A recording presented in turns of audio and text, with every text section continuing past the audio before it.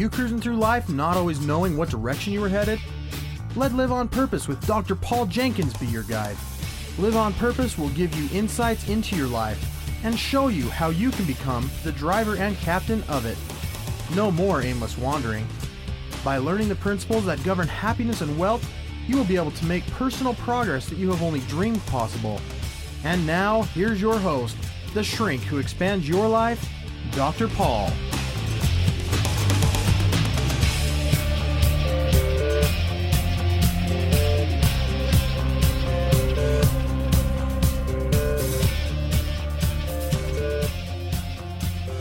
Hello, everybody. Welcome back to Live on Purpose Radio. This is Dr. Paul, the shrink who expands your life, bringing you another episode of Live on Purpose Radio to help you grasp the principles that will help you to do just that, to take charge of your life and to live on purpose. Today, I had an idea that I think is really going to play out nicely. I have called together a brain trust. I guess we can call it that. I've been talking a little bit lately with a few of my associates and talking about a particular problem that we all face, or a challenge, or a very common obstacle maybe to success and prosperity. And before we get into that topic, I'm going to introduce our brain trust to you. I've got in studio with me Shaye Larsen. Hello, everybody. Hey, Shaye. Welcome back. Thank you. It's been a little while since you've been on Live on Purpose Radio. It's always a pleasure. Not exactly true. You're on almost every week. That's right. With the World of Ideas Report. That's right. So you are the idea guru. Right. And that's why you're part of this brain trust today, Shaye. I'm glad to be here. You got it turned on. You ready to go? It's an honor. Yes, it is. Thank you. Then on the phone lines, we have a national best-selling author, Leslie Householder. Hello, everybody. Hey, welcome, Leslie. Thank you. So glad to have you with us, too. And our listeners are going to be very familiar with you by now because we quote you all the time. And that book, The Jackrabbit Factor, and another one that you've published called Hidden Treasures have been so powerful in my life personally, but in the lives of a lot of our audience. And so we're just thrilled to have you with us again today.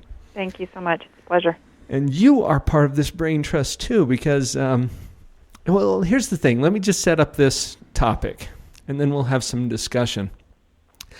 In the last couple of years, I've become a little bit of a junkie for personal improvement and inspirational content and seminars, that kind of stuff.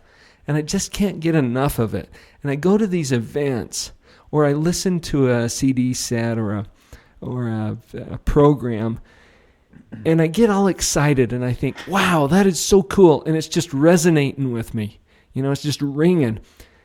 And then I go home, and I kind of get back into some of my old habits and my old patterns, and sometimes things don't change as much as I thought they would while I was sitting there in the seminar. Now, am I just weird, or does this happen a lot?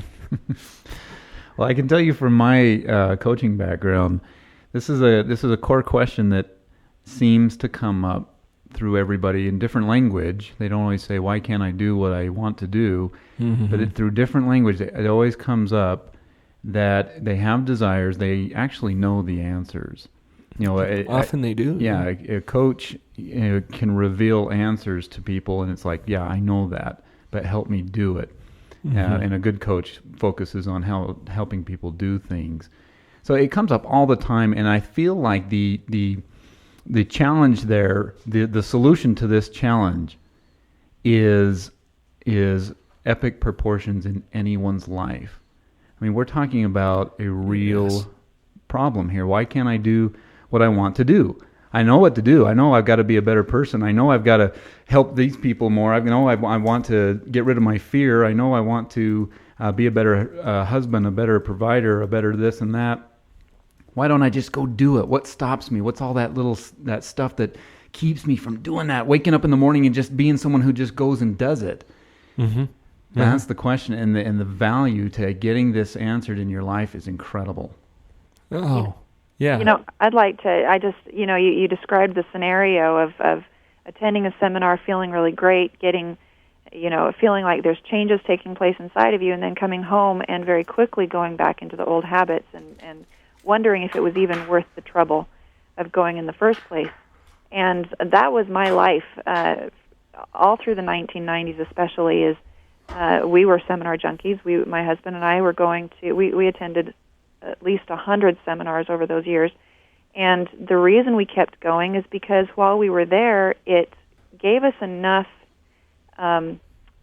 expansion. We felt the growth. We felt something happening inside that was good. And then when we'd go home and we'd feel that go away, we thought, well, then we just got to get back to it again and go again. And you do start questioning whether or not it's a waste of time. You do start questioning if it's even worth the trouble, because I've had people tell me, oh, I don't want to go to something like that because the way it makes you feel just doesn't last. And over the years, I've come to the conclusion, well, you know what? Breakfast didn't last either. Right. And we need to get over the notion that it has to be a one moment that's going to change everything, although those moments do happen. I like to compare it with like a combination lock that has, say it's one of those kinds that takes about 5 or 6 different pieces. The tumblers have to fall into place one at a time. And I look back and I remember all the things that I learned over the years, and at each event I learned something new. At each event it was like one of those tumblers falling into place. And eventually, it happened for me at a point where I was ready to just throw in the towel and say, this is the last one I'll ever go to. When that last tumbler fell into place, gratefully, the timing is no coincidence. But I went to the very end of all I could handle on my own, trusting that, if the answers don't come here and now, then I'm just going to have to figure out how to be happy the way things are, even if nothing ever changes. Because I knew what I needed to be doing, but I was having a hard time figuring out why I wasn't doing them, just like you were saying. And so, it was at that event that the final tumbler fell into place, the lights turned on, and I suddenly saw everything that we had learned over the years in a whole new light. And it became the catalyst for the change. Suddenly I did start behaving differently without the effort that it required, that it took prior. All of a sudden, there was a shift inside of me that said, this is my new me, and I am being different, and then the results were different. And it was all very simple, but it took a long time to get each of those tumblers into place. And so I think it's really important, number one, to be willing to continue studying, continuing your education, and trusting that the right pieces are going to fall into place at the right time. And literally 2 people are going to sit in an event, and each of them take different notes because of who they are, where they're at, the questions that they have already, formulated in their minds. And even if you were to go back to the same one another time, you're a different person. You're going to get something different out of it. And it's not just seminars. It's the books you read. It's the mentors you listen to. It's all of this. And so I think that there's so much to be gained from trusting in the process. And persisting. That's part of what I heard from you, Leslie. I think you have to go just a little farther than you think you can. Exactly. And that's frustrating sometimes. I get mad at that. I get mad about that. Well, by definition, you're going beyond your comfort zone. Yeah. And that's a very difficult thing to get yourself to do. I've thought a lot about this particular phrase, and it's become kind of a theme for some of the coaching that I'm doing, and it is, why do I do what I do when I know what I know? And I think that every one of us, if you'll just be honest with yourself, you know things that you're not applying. And I think that's true at any level, that you already know some things that you could do to improve your life. And I joke around about this sometimes in the seminars that I do, and I challenge the attendees. I tell them, okay, if I were to send you out there in the next half hour, could you find some way to make your life worse Let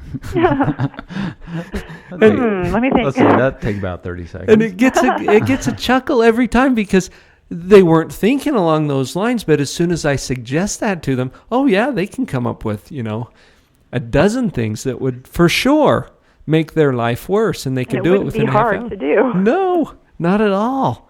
And then, but to change that the other direction, now I can ask you, could you go out there in the next half hour and do something that would make your life better?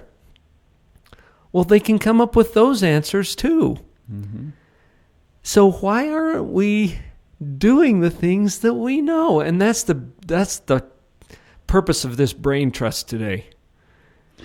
Well, one thing I can start us off with is the answer isn't going to come like most people are seeking. What kind of answer they're seeking? They're seeking a quick solution to this, a 3-step program, or an answer that makes sense to them right now. And that is why people end up spending so much time and energy looking for what some authors have called magic dust.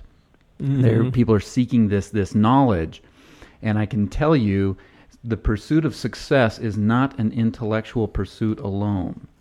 However, it's a lot easier to accept that if I can just get these pieces of this puzzle fit together in my brain, all this other stuff's going to get fixed. So you gotta focus in on this word, this do word, this action word, because here's the challenge, and there's a lot of success books, a lot of success seminars, and I applaud the majority of them. They've been a great part of my life. However, some of them avoid this part of the conversation. This is the hard part. This is the hard part, and the reason it gets avoided is because it's not marketable. Mm-hmm. You're not going to sell a book right now in today's world that says, work your hind off. I'll keep this PG. Work hard. It's a family show, Shaye. Work hard and have success. Yeah. Now, I would probably buy that book because I would be interested in the truth. But it's a lot easier to put a book out there that says, the one secret, the one little piece you've been missing, here it is. And it isn't do, it's knowledge. And you get this clicked in your brain, it's all over. Knowledge is power, right? Yeah, knowledge is power. And that is definitely a part of it. Mm-hmm. I don't ever want to put out the picture that, let's forget about the knowledge and the intellectual pursuit here and just skip over and start taking action for no reason. Well, that would be like moving rocks in your backyard. Yeah, let's move a rock to this side, and then let's move it to this side. Move it back. That's like Bill Cosby makes fun of his little daughter, the dogs are following her around saying, oh, she's going over this way. Oh, now she's going to go over this way and put the water over here. Isn't this fun? Now we're going to go over here and put the water in. That's kind of what it's like doing that without applying the knowledge. Right? We'll be right back. And when you pray for strength to help you carry on when the troubles come your way. This is Kirk Weasler to tell you about morebetterbooks.com. Morebetterbooks.com is where you can find more better books for a more better life. Not only that, let me tell you about some of the very fun and cool select titles on morebetterbooks.com. You'll want to get a copy of The Dog Poop Initiative. This best-smelling book could change your life forever. It's certainly changed the lives of thousands of Boeing employees, as well as school teachers, parents, leaders across the United States and in Israel and in Germany. And you can get your own copy at morebetterbooks.com. Whoa, that's not all. What about The Cookie Thief? This classic tale told in a rhyming format, fully illustrated with very fun hidden messages. Pick up a copy now today on morebetterbooks.com. Other great titles there: Finding Your Pathway to Mastery, Beyond Illusions, Make It Great. These titles are only available on morebetterbooks.com. Go to morebetterbooks.com today and begin to have a more better life and live that life on purpose. Thank you for joining me for the Live on Purpose radio podcast. It is truly an honor to be a part of your prosperity team. Please visit my website, drpaul.org, to get connected with other tools for you and your family. There you will find links to my weekly e-zine, Empower, Harnessing the Power of the Mind, and to the free Parental Power teleconference that I host every week with my wife, Vicki. You can also check out upcoming events, or pick up powerful information products. Feel free to contact me directly with questions, comments, or to book me for your company or private event.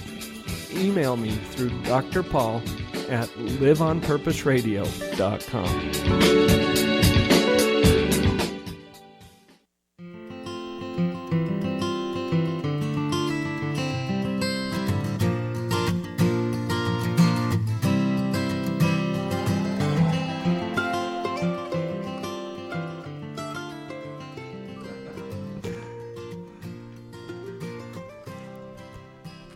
Okay. I tell you what, we're going to start leaving the mics on during the commercials. Don't do that. There's some good stuff happening. Leslie, I don't know if you heard any of that. All I heard was laughter. I'm like, what am I missing? Oh, boy. Well, you know what? I was having a chat with one of my friends just yesterday who was talking about all of these multi-level marketing companies that are out there, and he's tried a number of them, and many of us have, especially if you're entrepreneurial-minded. You may have tried these things before, and he was saying, the thing that bugs me the most about this is that they're all out there trying to sell magic goo. And you were talking about magic dust. Well, this is magic goo, right? You can drink it, and it'll cure cancer, and you can lubricate your car, and you can wash your dog. It just does everything, right? And as you were talking, Shaye, I was thinking, how about magic dew instead of magic goo? Can I interject on the work topic? I think I think there are a lot of listeners who are not afraid of work. I think back to all the work that my husband and I put into trying to create a different life for ourselves. I mean, literally round the clock, odd hours, burning the candle at both ends. I mean, like for my book, it's the dog that was chasing the rabbit, and very few people saw our rabbit and thought we were nuts. And the thing that was the most frustrating to me is that the work wasn't producing results for us, and that was where the need for the education came in to help us understand how to do effective work. We weren't afraid of the work, and I think most people aren't afraid to do the work, but they get frustrated when they do the work and they don't get the results they want, which takes this to a whole different level. It's more than just why do I do what I do when I know what I know, or why don't I do what I know I should do when I know what I know. But what about why do I do what I do and get the results that aren't what I expect? And the point I want to make on this is the thing I learned is that there's a piece of us that is inherently designed to keep us safe.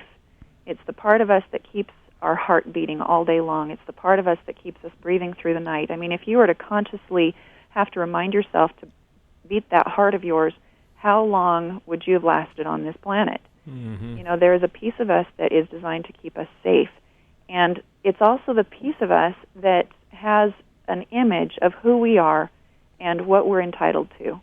And so when we do work to accomplish something that is contrary to what that inside belief looks like, the part of us that keeps us safe, that doesn't want status quo to change, is going to have an influence on the results, no matter how much work we put. And so there's such an important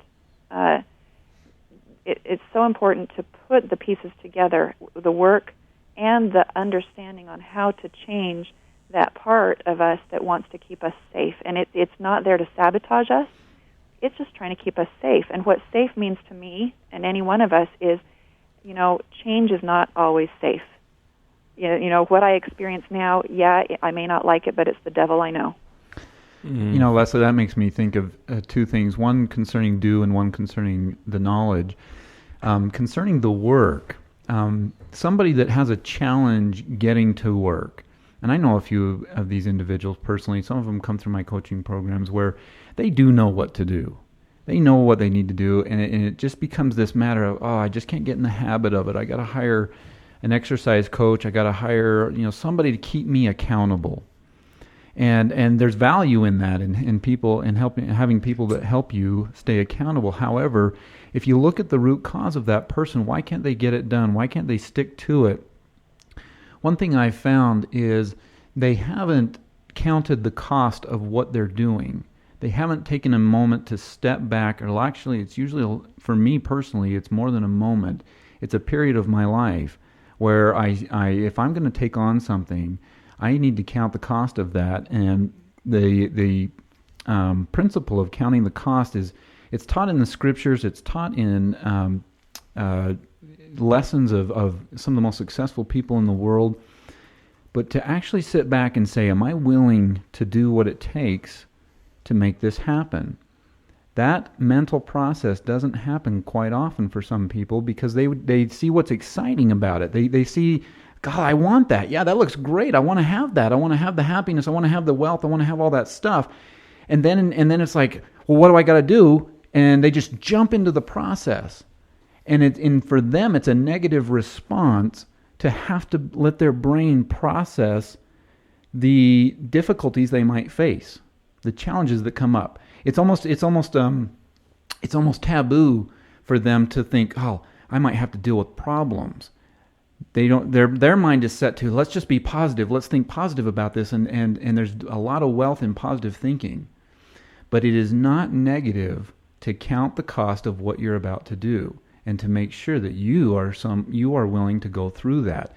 Because what ends up happening as they start that action, most individuals, this is by my experience, the first serious obstacle that comes up tosses them right out of the water. Mm-hmm. Or it becomes a process of wearing them down. 4, 5, 6, 7 trials, I've had enough, I'm out. Except for the person, as Andy Andrews puts it, that has a decided heart. The person that has taken that time to really count the cost of this and know what this means to their lives. Are they going to really do this and accept that? Then it's not a battle every day to make another decision. See, once they've made one decision to do this and they've done it the right way, they don't have to wake up the next day and think, am I going to do this? Okay, yes, I'm going to do it. The next day, am I going to do this? Yes, I'm going to do it. The next day, I don't know. Maybe they've made that decision. That's a very tiring process to go through. That wears you out for sure. Mm-hmm. The other point on the knowledge side is those. If you look at those that are willing to do the work, they're willing to go through all that and work hard. I know these people too, and they interpret the knowledge different.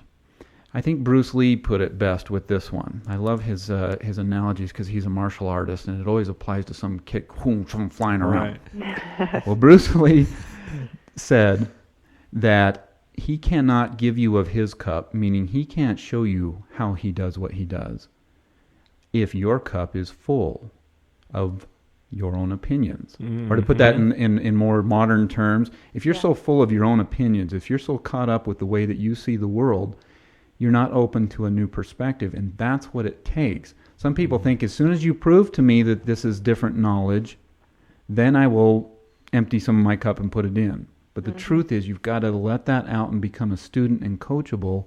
And at that point, you're open to some new information. So how do we put these two together is the real question. Mm. Yeah. So, Shaye, how do you tell people, or what does counting the cost mean when they don't know perhaps what it's going to require? Well, this is always interesting to me that several books, coaches, and so forth teach the principle of meditation, or they teach it as a strategy, when the truth is the meditation for me, or the taking a moment in your life to get clear, that is nothing more than a vehicle of what you're really doing. For instance, I'll put this into an example. If you have a goal to get something and you really want that goal, you know if this is a goal that you're really going to do by measuring it, if the goal promotes you or if you're promoting the goal. And what I mean by that, say you set a goal and you want something really bad, and you wake up the next morning and you have to convince yourself to go get it. You probably don't have a goal that really resonates with you that you're going to go do. If you have a goal that you wake up in the morning, you're like, ooh, what do I got to do? And the goal is promoting you. The goal is picking you up, and you found one that really fits inside your heart. And so, for me, this meditation and getting clear on yourself, that's not the strategy. That's just what ends up happening. The real part that you've got to say, I want to do this, is taking a moment of your life, whatever it takes, whatever works for you, whether it's yoga or meditation or going for a drive or just getting away from your environment, turning the cell phones off and taking a moment to get clear with yourself, praying, whatever your form of getting clear is, that has to happen. You have to take a moment and look at this. How does it apply to my life? And you're going to know if it's bogus, if it is just some material thing that's out there and it really doesn't apply right now to your life. If, for instance, you want some big, huge mansion and you're living in a shack, you know what? You've maybe got some other challenges. Maybe that is important to your life right now. But my experience is most of the people I work with, when we get right down to it, money itself is not on their real list. Mm-hmm. But it's a shock to them to find that out. Now it's what they think the money will do for them, and that's what you've got to identify and get clear. Right. Mm-hmm. And it has to resonate with some greater purpose for you. And as you're talking about that, Shaye, I was thinking, there are times when it's not that I wake up in the morning and then think, oh yeah, I've got this goal. It's that this goal wakes me up. Right. And it's 4:00 in the morning. Right. And it's like, get up, come on, let's go. It's like my dog wanting to go for a walk. It's wiggling all over the place. That's when you know you've got a goal that really works with your heart. And then you probably naturally are going to start taking time to think about it. You're going to start thinking, how does this work? How am I going to do this? Instead of you sitting down, oh, that's right, my coach told me I got to meditate. So I'm sitting there, okay, I'm meditating, I'm thinking. Mm-hmm. You're practicing a strategy without working on a root cause. Right. And I tell people that you have to fall in love with the goal. And they'll say, well, how often do you have to read your affirmation or your goal statement or whatever it is like that? And I'm thinking, if you're in love with the goal, you're not going to have to remind yourself to think about it. How many times did you have to remind yourself to think about your fiancé? Mm-hmm. You couldn't help but think about them. And that's what a goal with this kind of power has. Now, I remember watching Rudy, if you remember the football movie, love it. One of my long favorite ago. movies. And at the time in my life when I watched that, I loved it. I was empowered by his passion for his goal, but I came away from it really disappointed because the thought that went through my head is, I wish I could be that passionate about something. And I started looking for a dream because nothing I wanted at that time had that kind of power for me. And I didn't know how to create that. I didn't know how to find that. And maybe when we get back, I'll tell you what I learned. Great. That'd be great. Thanks, Leslie.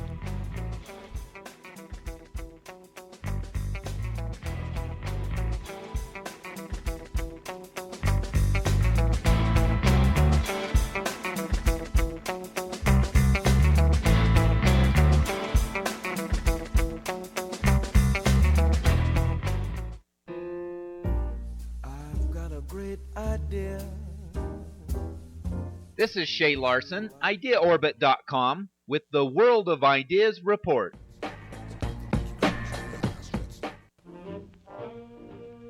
Sometimes $1 million idea has been right by you your entire life.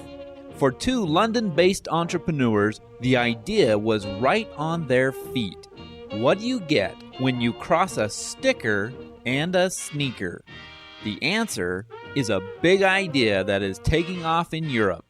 The founders of a UK company called Sneak Art are allowing teenagers to design their own shoes by selling them stickers that decoratively redefine the style of the shoe.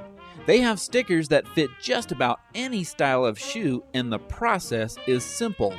Tapping into the natural desire that most teenagers have to stand out, this idea is stepping up to the challenge. Sneak art is becoming a new trend in fashion and is showing once again that a simple and successful idea could be stuck on anyone.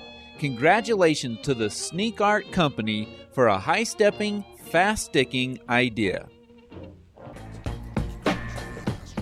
This is Shaye Larsen, IdeaOrbit.com, with the World of Ideas Report. Great idea. Wouldn't you like to know? You probably can't bear it, so I guess I'll have to share it. I thought of it a moment ago. Thank you for listening to Live on Purpose Radio. Some of you have been asking how you can get more involved with the show, and I also appreciate those of you who have offered to support the show. Now you can do both easily by purchasing a Top Spots listing. For a very small donation to the show, your link will be posted at liveonpurposeradio.com. Just go to the website and look for the Top Spots widget on the right side panel. Click at the bottom and follow the simple instructions. You will then be at the top of the list. Thanks for your support.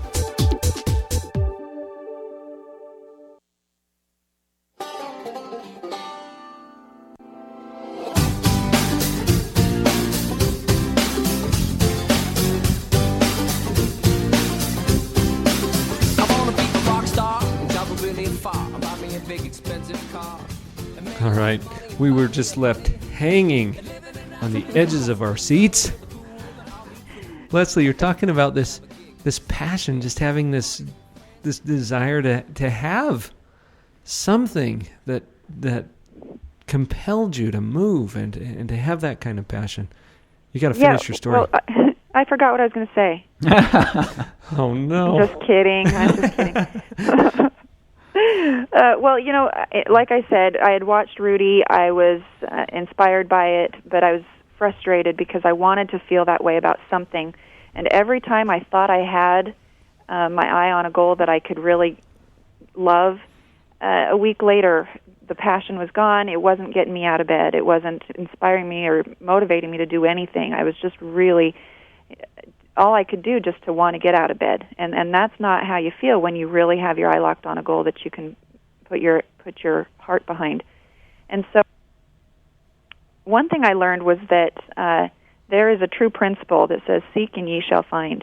And it was at that moment that I started really looking for a dream with that kind of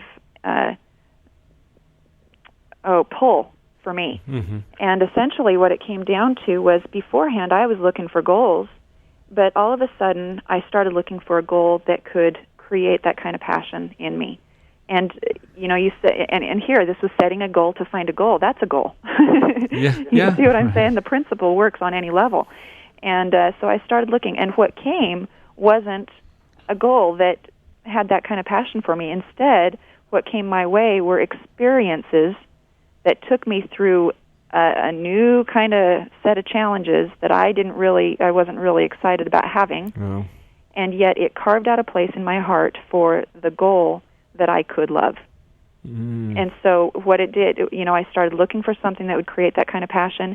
What came from that seeking was a run of experiences that were very difficult, very, very challenging, and started leading me to ask new questions, and started putting me in a place that when I finally got a glimpse of what the goal could be, it was the one I would love. And one of the things I did know is I wanted to make a difference. I knew that I wanted to do something that would improve lives. And at the time when I had this question, when I'd watched Rudy, my son, he was a new baby, had heart problems when he was born. And so at 4 days old, he went in to Primary Children's and had heart surgery, and the whole experience gave me a whole new compassion for people who stay at the Ronald McDonald House like we did, and for people who have children with very severe health problems. And when he came out okay on the other side of that, I thought, I have a passion. I want to make a bunch of money so that I can donate it to the hospital.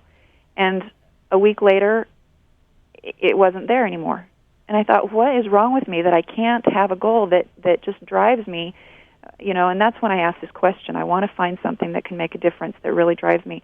And so through these experiences, it took me through experiences that would give me empathy with a new pool of people in the world. And then once I had come out on the other side of that, and I got answers on how to solve my own problem, I had so much passion in helping people who had experienced what I had experienced come through on the other side like I had. This driving passion to help others overcome what we had overcome, that was bigger than us. that was something that kept me awake at night. That was something, because I knew the pain and I knew the solution. And sometimes you can't have a solution that you can offer, add value to the world, and bring this solution unless you've experienced the pain first. And at the time I was watching Rudy, I hadn't experienced enough pain yet. And I'm not saying that to tell everybody that they need to have a lot of pain before they will find their passion. But you're going to find that a passion for you is going to stem from your unique experiences. Right. And I don't think we need to be afraid of this pain, because if you'll be honest with yourself, you're probably already experiencing some pain. Yeah, exactly. And it's really tempting sometimes to feel that pain and then to conclude that you have failed. Mm-mm. And I see people doing this all the time where, crap, I must be doing it wrong because look at how much pain I've got in my life and look at all this. What if you could reframe that to see it as the middle part of a really inspiring story? And as you get through that, then you have the resources to really move forward and truly have an inspiring story. And haven't you met people who are in the middle of really, really awful, horrible situations who are going through them with an intention already in place to share what they learn on the other side of it?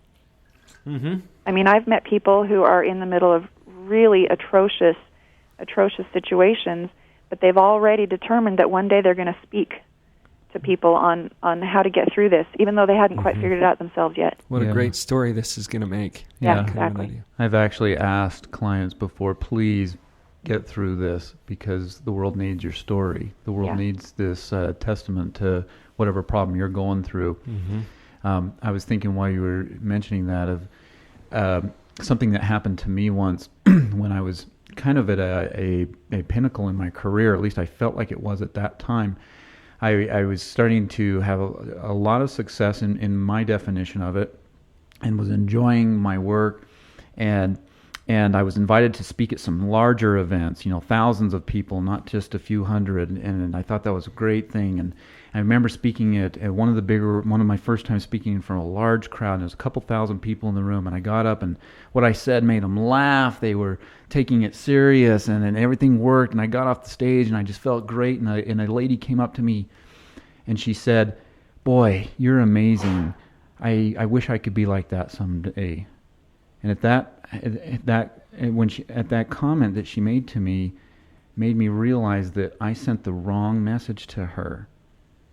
That she just saw something that she just didn't. She learned that that type of accomplishment is even further away from her rather than seeing it closer to her. Mm-hmm. So when we talk about people working hard, we got to be careful not to distance, people who are getting on the path. They feel like they're having some success, not to distance those kinds of things from us. When I think of some of the greatest examples in my life, most of them are dead now.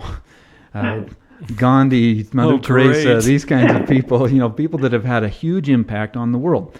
One thing that I love to study, I can give you a book reference too. If you want to study an amazing life, study the life of Jacques Larsen, a Frenchman. He was a blind man who had an incredible life throughout the World War II. But another one is Gandhi.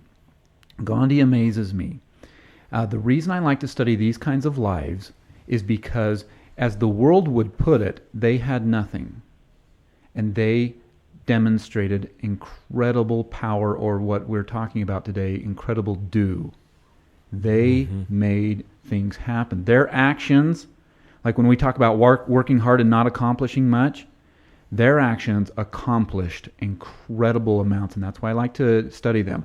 I also like to study people that the world considers that they didn't have anything before they started, because it removes any temptation to believe that they received some kind of financial assistance and that was why they had success or whatever. It's a pure story. Well, Gandhi is a very interesting story because it's one of the cleanest stories I know of somebody demonstrating actual power versus worldly power. And we get caught up in trying to know how to do this, what to do, how to put this knowledge together, because a lot of times we're making a mistake of thinking that we have to demonstrate worldly power. We have to put on a persona that we're more than we really are. We can't have that kind of real estate portfolio until we have millions coming from something else. We can't have that many income streams until we've had a lucky breakthrough. Those are all demonstrations of worldly power, and they are the weakest form of power. True power comes from a divine power. I don't know if this is a spiritual forum here, but that's how it is. Yes, it is now. It's a divine power. And if you want to access that kind of power, then you have to understand that it comes through practice of of faith, the way that faith is truly defined. Faith is defined with work, but work on purpose, as Dr. Paul's thing is called, live on purpose. Mm-hmm. Gandhi was living on purpose. He did not have to ask himself before he went and got beat up by a mob if it was worth it or not. Is this really worth it for me to go through this? He didn't have to fast for 7 days a couple times and almost kill himself to demonstrate a principle to people. He didn't have to ask himself, is this worth it? He understood why he was doing it. He knew this was a thing that he could accomplish in this life. And he counted the cost before he did it. And no matter what trial came up, he went through it with faith and courage. And that's what it takes for us, too, to go through our challenges, trials, whatever. If we are connected with what we're doing, why we're doing it, and we feel like this is something that we are sent here to do, it really doesn't matter what trials are going to come up. It doesn't matter if the economy's falling around. It doesn't matter if your health takes a turn for the worse. You're going to have faith and courage, and you're going to have a great attitude. Yeah, you're going to go through hard times. That's part of it. But the way that you do that, the way you do what you do, are you a do-do?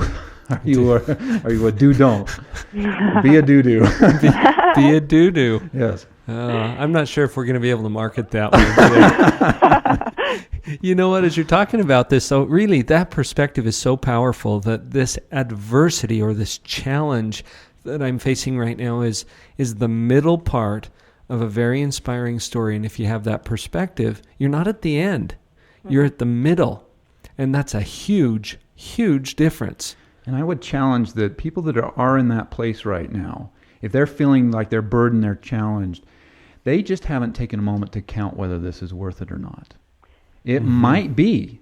They might step back and go, God, this business I've been trying to build for 5 years is just all over the place and I'm stressed. Maybe they didn't step back and just decide, is this worth it or not? And if they do and they go back, they may gain the power that they need to get through that. Or they might find out, I don't have anything like this and it's time to make a change. You know, and I'd like to even touch on the point that was made on work that is on purpose and just work. And in my lingo, I you know, it goes back to the Jackrabbit Factor and the whole definition of what that means. If you see a dog chasing a rabbit but can't see the rabbit, you'd think the dog was crazy. But on the next level of that, if you see a dog chasing a rabbit and finally catching one and you realize that all of those actions were for the rabbit, that you're not going to go out there and just jump and bark and do all the same work expecting a rabbit's going to appear. That's work without purpose. You have to see the rabbit before the work makes sense. So work on purpose. Live on purpose.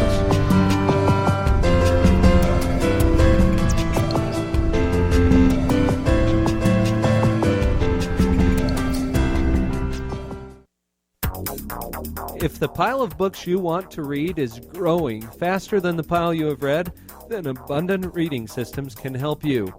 After taking Abundant Reading Systems course, I dramatically increased my ability to expand my knowledge in a much more efficient way. My fastest test today was in the 7,000 words per minute. I highly recommend this program from what I've seen it do for other people who've been through the entire program and from what I've seen in myself today. I've teamed up with Abundant Reading Systems to offer a single-day intensive speed reading workshop that will at least double your reading speed, guaranteed. This belief started to grow inside of me that I thought, I can really do this. I can read, as fast as I let myself read. And ended up doubling my speed reading time, which was really good. This is David Hinton, founder of Abundant Reading Systems. I want to personally invite you to join us for our next event. Visit AbundantReadingSystems.com now. Abundant Reading Systems. Reading at the speed of imagination.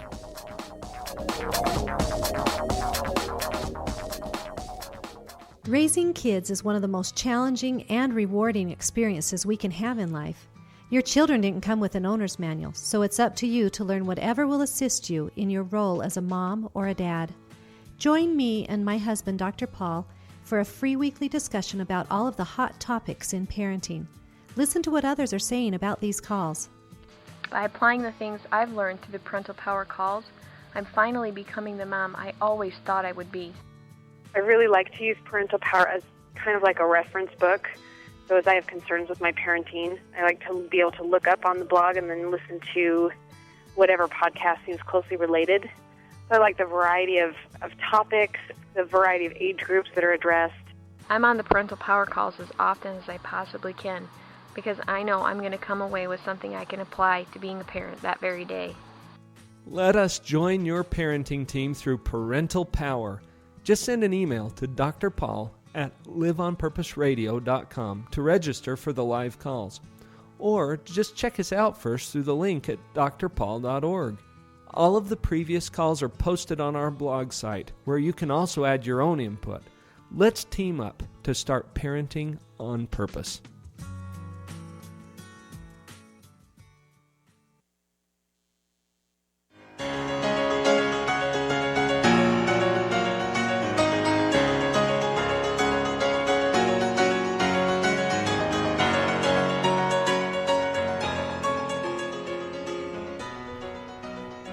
Do you play the piano, Shaye? I want to play the piano like that. Will you help me do it? There's some energy in that. My wife plays the piano like that. Is that awesome? It's amazing to My listen wife to. does too. Yeah. It's good stuff. Here's the thing, you guys. We have one segment left. We're coming up on the end of this particular episode. For me, it's really important to get some kind of a take-home from this thing. And so I want to invite our brain trust here to share, okay, what are the take-home messages from this? So what? You know, we started out with this question, why do I do what I do when I know what I know? Why don't I do what I know? We all know more than we're doing. And we've talked about a number of different concepts. And just to kind of grease the sleds, I'm going to review a few of them that have stuck out with me. Because I'm taking notes here. I need some help. And one of these is magic do versus magic goo. Okay. I love that. It's kind of silly, but I'm a silly guy. So magic do versus magic goo. Be willing to persist and continue. And for me, that has to do with realizing you're in the middle part of an inspiring story and keep that perspective. Have some confidence that you can and will change. Don't let the giant intimidate you. And we didn't really talk about giants, but I was... it was kind of funny. About a week and a half ago, I took one of my sons out to the West Desert in Utah. And we were looking for bugs for his 9th grade biology bug collection. Mm-hmm. Okay, I was looking for some of those big old Mormon crickets. Couldn't find any. But we did find a tarantula. Oh. And we gathered that thing up and we brought it back. And I posted a picture on my email this last week. And it's almost the size of a dollar bill. Okay, and that's a giant spider, right? Compared to what? Well, compared to other spiders. It's really not a giant compared to me. I could squish it easily. But when you compare it to other spiders, it's huge, right? Mm-hmm. So we look at the giants in our life, and it's always compared to what? And then I've got here also work on purpose. And I appreciated your comments about that just before the break, Leslie. Is it just work, or is it work on purpose towards some particular end?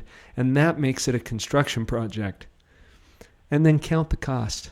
I like what you had to say about that, Shaye. Those are some of the take-homes that I'm identifying. I want to give you guys some time to just kind of summarize what's sticking out for you. Well, as you go through those notes that you've written, I can't help but think that somebody listening to this is going to feel like, yeah, I've heard all that. Mm-hmm. What, be persistent? Is that new? Is that a revelation? How original, guys. Thanks. Work on purpose. These things, we're looking for some new kind of information. We're looking for something that really isn't there. And if I could write the best book in the world, unfortunately, I don't think it would be a bestseller, but I maybe I could get some coaching from Leslie on that. But if I wrote the best book in the world, I believe it would go like this. It would have a nice cover, maybe a flower or some cool picture on it. You would open it up, there would be one page, and in the middle of that page it would say, have faith. You'd turn the page over, it'd say, the end, and then it would say, it's up to you. That's probably too many words. You have the actual bestseller would just say, have faith. Well, that means something to you at different points. When you hear these things, sometimes it's like, okay, I've heard that, but depending on where you're at, you're going to hear it differently. And someone might say to you, be persistent or count the cost. And all of a sudden you're going to see the value of it. You're going to have a relationship with the value of what this means. So one of the greatest things that I can say, kind of setting up for a conclusion, is it's important that you go through whatever filters you have in front of you. Continue to go through those filters, because this information is true. Whether it works in your brain right now or not, it is true. And in your heart, you know it is. This is what we're talking about. You know what is right. You know this information. Why aren't you doing stuff about it? Continue to go through that, because these filters will remove themselves. They'll come off piece by piece. You might have 100 to get through. You might have 2 to get through. But the point is, when you get through that, all of a sudden, you're going to see it. And you're going to be able to, and it's not one of these things, I get it now. I'm not one of these promoters that you think, when someone comes up to me and they say, I get it, my response usually back is, actually, you don't. I said, what do you get? I get how to be successful. No, you don't. Are you being successful right now? No, but I'm going to. Okay, you don't get it. It's not a pursuit of getting it. You don't need to get it. What you need to do is continue. And when you do get it, when your life is the way you enjoy it, you're enjoying day by day, now you can say you get it. That's great. But you don't need to have this preamble, this early victory, saying, I get it all now. I finally got the pieces to put together, and now I can go do it. Why cut yourself short? It's almost as though we want to say, look, I'm really not interested in life. I'd just like to be a billionaire and have everything I want. I'd like to skip the whole life part of this. Skip the hard part. Just get to the thing. Well, good luck with that one. Have fun there. But I believe that if you really want to enjoy and have happiness, no matter what's going on, I always laugh at people that I shouldn't say I laugh at them. I find it amusing that they buy into the story that circumstances predict their emotions. Right. Because the truth is, you do have power over those things. And so the greatest take home I can give is continue. Continue to read, continue to study, continue to ponder, continue getting through those filters, because you'll get there. You really will, if you're persistent, and you'll be able to see everything. But if it's on purpose and you're going in the same direction, you'll get where you're going. I'd have to So echo. be careful where you're going. Yeah, I'd have to echo that. You were talking about what would be the take home, and essentially mine would be the same message, maybe from a different angle, and I just go back to the combination lock with all the tumblers in it. There might be 100 tumblers that have to fall into place. But once you get a nugget, once you have an epiphany or something that maybe you heard something on this program that answered a question specific to your situation right now, just a little nugget that helps you continue, that helps you have the courage and the stamina to just take one more step. And you can know that just because it didn't all solve everything today, that tumbler is in place, and you're ready for the next one to fall into place. And it is a step-by-step, and as I don't even know who it said, I think it was Napoleon Hill that said that you will meet with success in uncommon hours. How's that go? I can't remember. But it's one day you're going to be at a place where you'll look back and you'll see that all of those pieces had to fall into place in that order for you, and here you are, and you'll discover that you're happy anyway without the success that you were striving so vehemently for, and yet once you're happy where you are, that's when the success really starts to fall into place for you, and you'll realize, well, you could have been happy with or without it, and look what a gift here it is. I think we're deceived often to think that that our life is to pursue this elusive happiness wherever it is. That I'm all about trying to find that happiness, and we don't understand that life is happiness.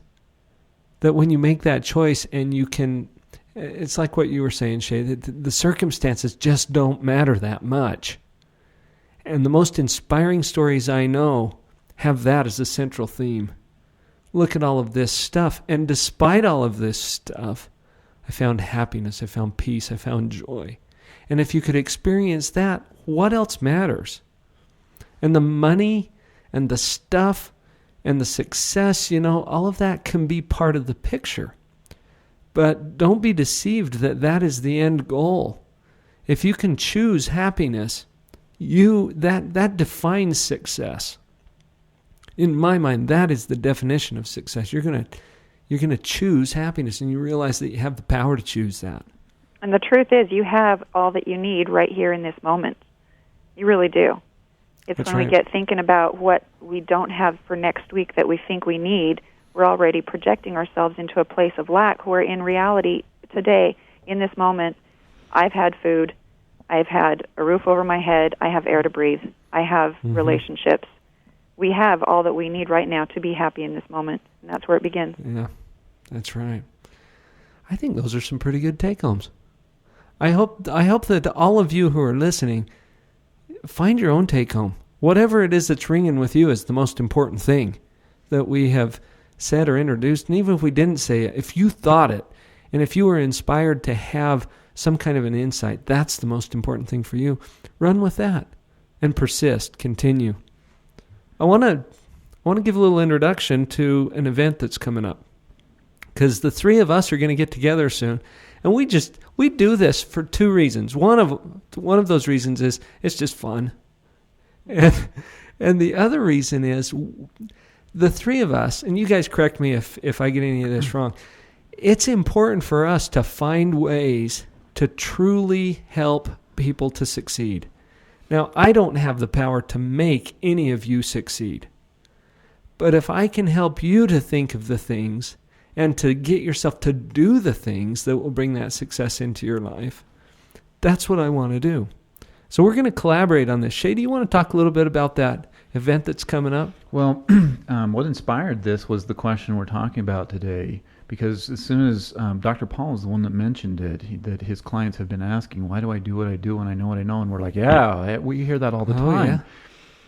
And so we decided we'd like to put together an event, have some fun together, and address this completely. Mm-hmm. Get on the stage and truly make a fun event, one that's as low cost that people can come out to and participate in. So we've scheduled it for October 25th. Which is a Saturday in Salt Lake City. There's a website you can go to get some information and to register that we've had set up. That website is called Thrive Summit. Thrive Summit. Sounds like a soft drink, but it's not. We'll put a link on the website too. ThriveSummit.com.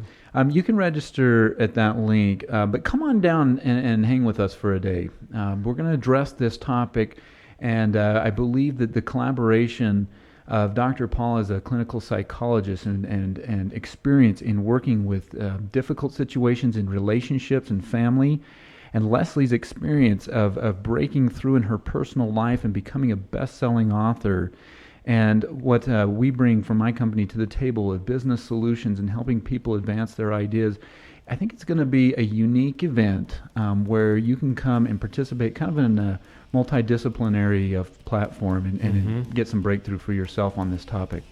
So again, that's thrivesummit.com.